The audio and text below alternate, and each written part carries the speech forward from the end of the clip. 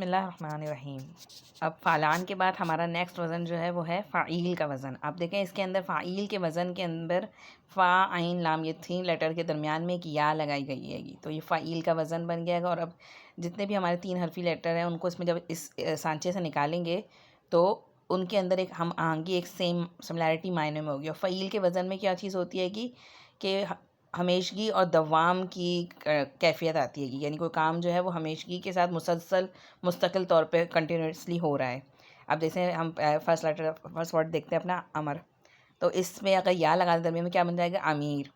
امیر، اب یہ اردو کا امیر غریب نہیں بلکہ یہ امیر جو ہے وہ امیر جماعت ہوتا ہے نا، جو آرڈر دینے والا، تو مسلسل حکم دینے والا امیر۔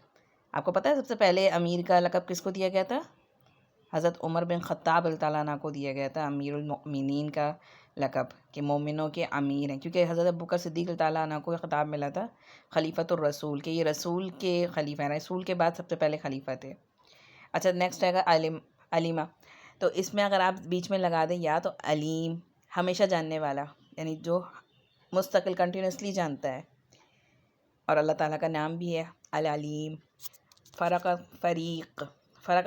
فرق کرنے والا، یعنی فریق کون ہوتے ہیں؟ فریق کمپٹیٹر کو کہتے ہیں۔ 2 فریق جو ہوتے ہیں نا ایک کمپٹیشن میں جنہوں نے حصہ لیا ہوا، تو وہ ایک دوسرے سے کیا کر رہے ہیں؟ مستقل فرق کر رہے ہیں، کہ ایک دوسرے کو کوشش کر رہے ہیں کہ ان میں سے کوئی ایک جب تک جیت نہیں جاتا تب تک وہ ایک دوسرے کے ساتھ کیا کر رہے ہیں؟ مستقل ایک کام کر رہے ہیں، فرق ہونے والا کام کر رہے ہیں، کہ ہم دونوں میں فرق ہے، ہم میں سے ایک بیسٹ ہوگا۔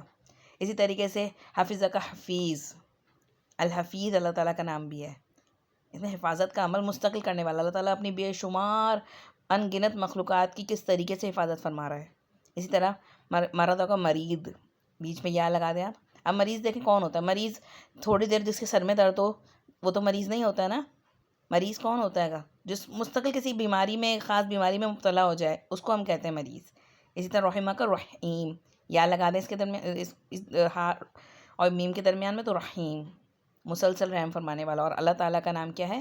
الرحیم۔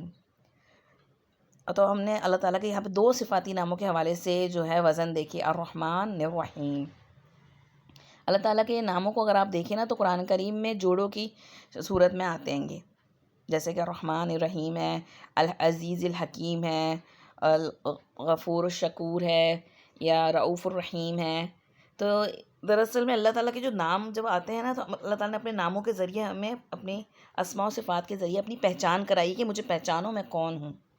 اللہ تعالیٰ کے ناموں کے درمیان میں آپ دیکھیں گے کبھی بھی حرف عطف واو نہیں آئے گا، یعنی رحمان الرحیم ہے، واو نہیں ہے ان دونوں کے درمیان میں۔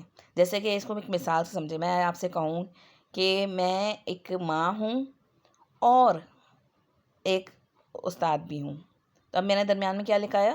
اور لگایا، آئی am a mother and teacher. ٹھیک ہے، میں نے یہ تو نہیں کہا نا آئی ایم مدر ٹیچر۔ اگر میں کہتی ہوں آئی ایم مدر ٹیچر تو اس کا مطلب یہ ہوگا کہ میں جس کی ماں ہوں اسی کی استاد بھی ہوں۔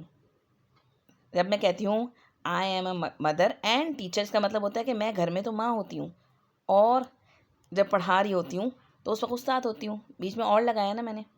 لیکن اللہ تعالیٰ کے ناموں کے ساتھ اور نہیں آتا، یعنی اللہ تعالیٰ جہاں العزیز ہے، بہت زبردست ہے، تو وہیں اللہ تعالیٰ الحکیم ہے، بہت حکمت ہے اللہ تعالیٰ کے ہر فیصلے میں، وہ یوں ہی فوراً نہیں پکڑتا اپنے بندوں کو۔